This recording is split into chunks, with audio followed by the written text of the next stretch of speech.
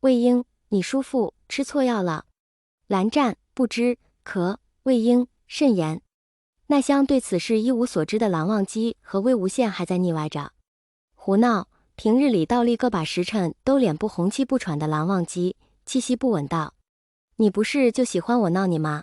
我自然要多做你喜欢的事。”魏无羡挑了挑眉道。蓝忘机蹭了蹭魏无羡的鼻子，没有答话，微扬的嘴角昭示着他此刻心情很好。蓝湛，我脖子酸了，这样亲好累，我要躺下。说罢，魏无羡翻了个身，翘着二郎腿，躺在了蓝忘机倒立的胳膊之间，冲着低头看他的蓝忘机勾了勾手指，笑容灿烂。修身养性，静心冥想。等下再说吧。在他们经过多次试验，通过法阵联系到了另一个世界的蓝曦臣，并在最后一次成功传输过去了一只魏无羡自己削出来的木头兔子，他们便知道离别的日子要到了。好啦，又不是再也见不到了，说不定哪天我和蓝湛又能机缘巧合来这里找你们玩呢。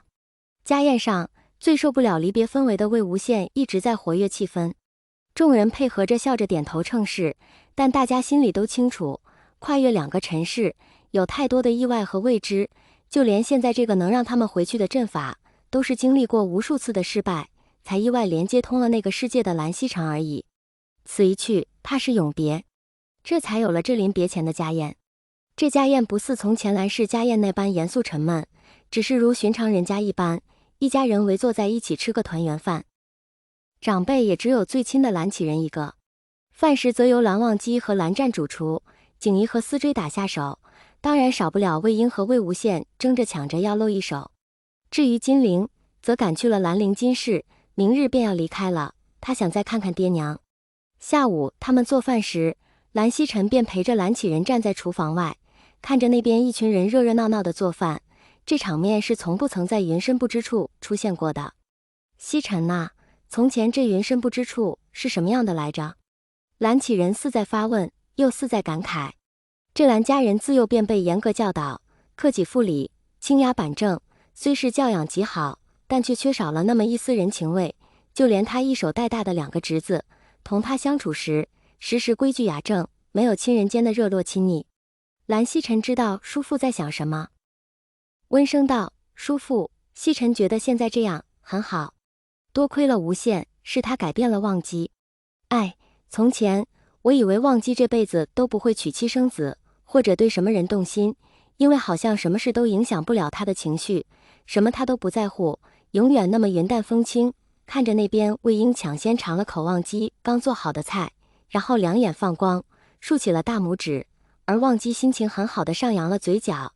印象中从未见忘机笑过的蓝启仁继续道：“是啊，现在很好。”突然他想到了什么，语气低沉威严继续道：“就是魏婴这小皮猴子，一刻也不消停，别以为我没看出来，罚他抄的家规里有一多半是忘机写的。”蓝曦臣温柔回道：“但是叔父从来没有戳破这点，也没有真的跟他们计较。”被自家大侄子戳破，半点情面都不给他留的蓝启仁轻哼一声，维持着长辈的威严，开饭时再去唤我，匆匆离开。家宴之上，嬉笑玩闹，蓝启仁也不想扫了大家的兴，没有过于约束，这得以让魏无羡与魏婴大着胆子，自以为没被发现，悄悄掏出乾坤袋中的天子笑道，在茶杯中畅饮了起来。老魏，人这辈子啊，在蓝启仁离席后，大家更加无所顾忌起来。酒过3巡，魏婴揽着魏无羡的肩膀，一阵感慨，但不知从何说起。有2句话是必须要说的。魏无羡回拍了2下魏婴的肩膀，对于他想说什么已经了然于心。对，隔不起河，谢谢你妈，我知道我知道。你让我说吗？被抢了词的魏婴皱眉撇嘴，拿着茶杯，激动间晃晃悠悠地洒了不少在手上，被蓝湛默默拿帕子擦干净后，冲人傻傻展颜一笑，又转过头继续跟魏无羡皱眉，继续刚才的话题。魏无羡，虽然你这个人吧，又烦人又自大，但真的谢谢你来到这里，改变一切。魏婴努力睁大醉意朦胧的双眼，认真道：“魏无羡，虽然你这个人呐，又莽撞又幼稚，但我很喜欢你，我从来没有后悔过自己当时的选择，只不过既然选择了，就算这后果不可控，我也要承担。”清脆的一声碰杯，他们默契地拍了拍对方的肩膀，一饮而尽。不对，魏婴突然想到了什么，支棱起身子，又因为醉得轻飘飘的。